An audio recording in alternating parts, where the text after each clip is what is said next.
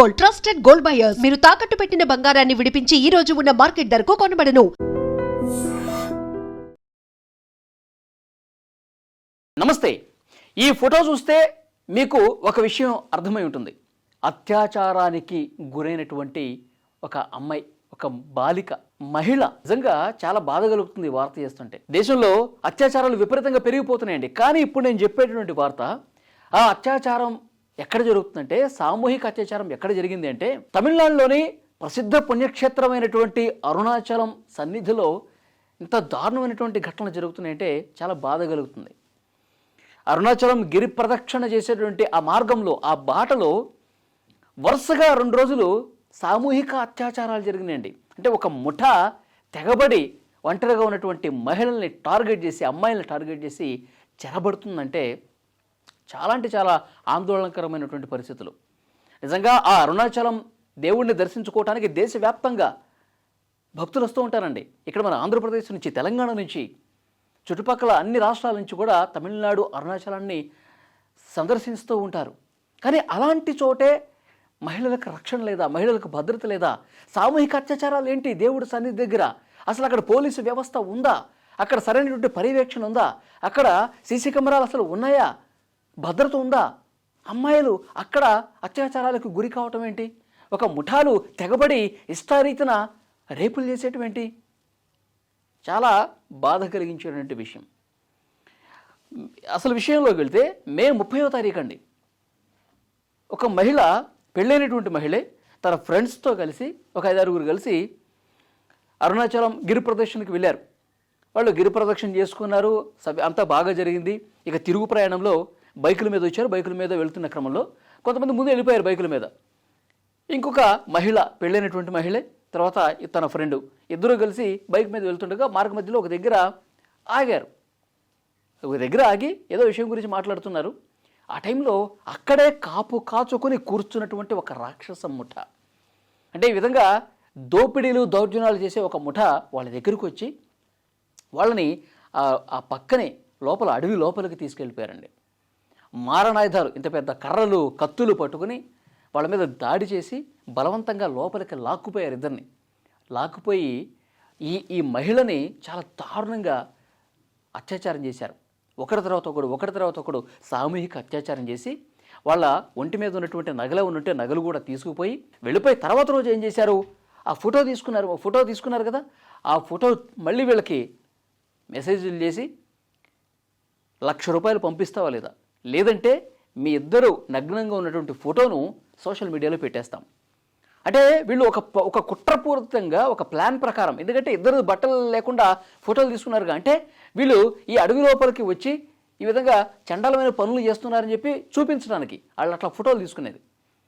వాళ్ళకి భయపడిపోయి వాళ్ళు ఎంత కావాలంటే అంత డబ్బులు ఇచ్చుకోవాల్సినటువంటి పరిస్థితి, భయపడిపోయి ఎక్కడ వీళ్ళు సోషల్ మీడియాలో పెడతారు, అసలు వీళ్ళు దోపిడీ చేసే ఒక దుర్మార్గపు రాక్షస ముఠ ఎంతకైనా తెగిస్తారని చెప్పి భయపడిపోయారు.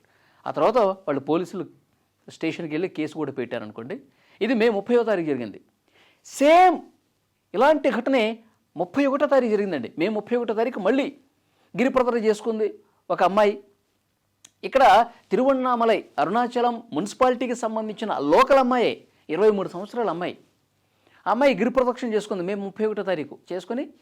చేసుకుంటున్న టైంలో విపరీతంగా కొంచెం అలసిపోయింది, కాళ్ళు నొప్పులు వచ్చినాయి.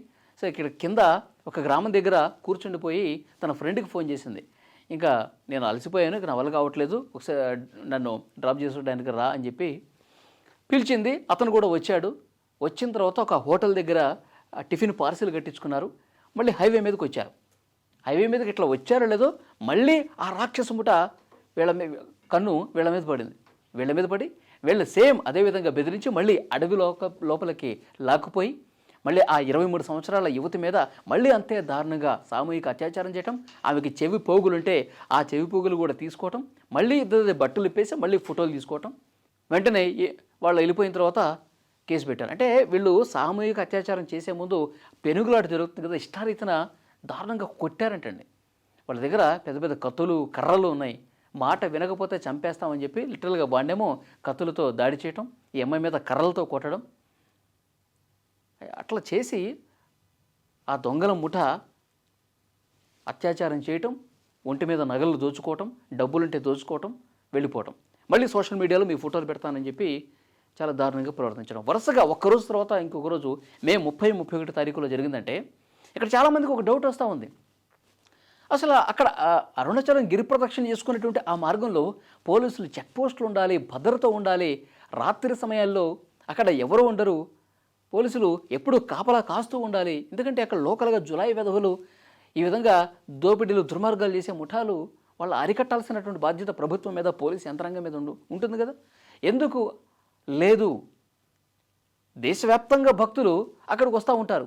ఇంకొక సమస్య కూడా ఉంది అక్కడ లోకల్గా ఇప్పుడు తెలుగు వాళ్ళు వెళ్ళారనుకోండి, భాష రాదు, అంతా తమిళ మాట్లాడతారు. వేరే రాష్ట్రం నుంచి వెళ్ళారు, హిందీ బెల్ట్ నుంచి వెళ్ళారు, వాళ్ళు హిందీ తప్ప వాళ్ళకి అక్కడ తమిళ్ రాదు, వాళ్ళు కూడా ఇబ్బంది పెడుతూ ఉంటారు. అక్కడ ఉన్నటువంటి ఆటో వాళ్ళలు కావచ్చు, అక్కడ వేరే పనులు చేసుకునే వాళ్ళు, హోటల్స్ నడిపించే వాళ్ళు, ఇష్టారీతన ఎంత అంటే అంత దోపిడీ చేసుకునేటువంటి ముఠాలు కూడా కొన్ని తయారైనాయంట. భాష రాకపోవటం, సరిగ్గా కమ్యూనికేషన్ లేకపోవటం, వాళ్ళు ఎంత అడిగితే అంత ఇచ్చుకోవాల్సినటువంటి పరిస్థితి, ఇలాంటివి కూడా ఉన్నాయి. సో వీటన్నిటినీ అరికట్టాల్సినటువంటి పరిస్థితి ఉంది. ముఖ్యంగా మహిళలకు భద్రత కల్పించాల్సినటువంటి అవసరం ఉంది. వెంటనే పోలీసులు అక్కడ తిరువణ్ణామలై పడమర పోలీసులు 5 బృందాలుగా ఏర్పడి ఈ దొంగల ముఠాలో మొత్తం 11 మంది ఉంటే అందులో 16 సంవత్సరాల మైనర్ బాలుడు కూడా ఉన్నాడు ఆ ముఠాలో. ఆ 11 మందిలో 8 మందిని అరెస్ట్ చేశారు, ఇంకా 3 కోసం గాలిస్తూ ఉన్నారు. దీని మీద ముఖ్యమంత్రి విజయ్ కూడా సీరియస్ అయ్యారు. ఎందుకంటే విజయ్ ముఖ్యమంత్రి అయిన తర్వాత వరుసగా తమిళనాడులో ఈ అత్యాచార ఘటనలు ఎక్కువైపోయినాయండి. మొన్నటికి మొన్న మీకు తెలిసే ఉంటుంది, అక్కడ కోయంబత్తూరులో ఒక మైనర్ బాలికని చాలా దారుణంగా రేప్ చేసి ఇంటి దగ్గరే ఉన్నటువంటి వాళ్ళు అత్యాచారం చేసేసి అక్కడ ఊరి బయట చెరువు దగ్గర పొదల్లో పడేసి వెళ్ళిపోయారు. ఆ కేసు గురించే 3 పోలీసులు, ఐపీఎస్ అధికారులు ప్రెస్ మీట్ పెట్టి నవ్వుకుంటూ కనీసం సీరియస్నెస్ లేకుండా ఉంటే వాళ్ళ మీద సీరియస్ అయ్యారు కదా. మొత్తం తమిళనాడు వ్యాప్తంగా పెద్ద ఎత్తున వైరల్ అయింది ఆ ఘటన. అసలు ఇంకా అది మైండ్లో నుంచి పోలా. ఆ మైనర్ బాలికను అంత దారుణంగా అత్యాచారం చేసి చంపేసిన ఘటన ఇంకా మరిచిపోకముందే మళ్ళీ మే 30వ తారీఖు, 31వ తారీఖు వరుసగా 2 ఘటనలు, అది కూడా అరుణాచలం దివ్యక్షేత్రం ఆ మార్గంలో జరగటం అనేది నిజంగా అక్కడ పరిస్థితులు ఎంత దారుణంగా ఉన్నాయి, ఎంత భయానకంగా ఉన్నాయి. వేరే రాష్ట్రాల వాళ్ళు, అసలు వేరే రాష్ట్రాలు కాదు, ఆ తమిళనాడులో ఉన్నటువంటి వాళ్ళు కూడా అరుణాచలం ఆ దేవుణ్ణి దర్శించుకోవడానికి వెళ్ళాలంటేనే భయపడే పరిస్థితులు కనిపిస్తూ ఉన్నాయి. సో దీన్ని ముఖ్యమంత్రి విజయ్ చాలా సీరియస్గా తీసుకోవాల్సినటువంటి అవసరం ఉంది. లేకపోతే ఇంకా విజయ్ గారు పనితీరు పట్ల క్వశ్చన్ చేసేటువంటి పరిస్థితులు ఉంటాయి. ఒక అమ్మాయి అక్కడ అత్యాచారానికి గురవుతుంది, ఒక అమ్మాయికి రక్షణ లేదు, స్వేచ్ఛగా బయటికి తిరగలేకపోతా ఉన్నారు అంటే ఆ రాష్ట్రాన్ని మొత్తానికి కూడా ఎంత బ్యాడ్ నేమ్ అండి. కాబట్టి సీఎం విజయ్ చాలా సీరియస్గా యాక్షన్ తీసుకోవాల్సినటువంటి అవసరం ఉంది. పోలీసు వ్యవస్థను మరింత పటిష్టం చేయాల్సినటువంటి అవసరం ఉంది. ముఖ్యంగా ఇలాంటి పుణ్యక్షేత్రాలకు వస్తున్నటువంటి భక్తులు వాళ్ళు ఎక్కడి నుంచి వచ్చినా సరే గుండె మీద చెయ్యి వేసుకొని ఇక్కడ మనం హ్యాపీగా ఉండొచ్చు, ధైర్యంగా ఉండొచ్చు, ఎలాంటి భయం మనకు లేదని చెప్పి ఆ ధైర్యాన్ని ప్రతి ఒక్క భక్తుల్లో కల్పించాల్సినటువంటి అవసరం ఉంది. లేదంటే కనుక విజయ్ ప్రభుత్వం మీద తీవ్రమైనటువంటి విమర్శలు వచ్చే అవకాశం ఉంది. దీన్ని ఆయన సరి చేసుకోవాలని చెప్పి కోరుకుందాం. ఈ వీడియో మీద తప్పకుండా మీ అభిప్రాయం కామెంట్ చేయండి.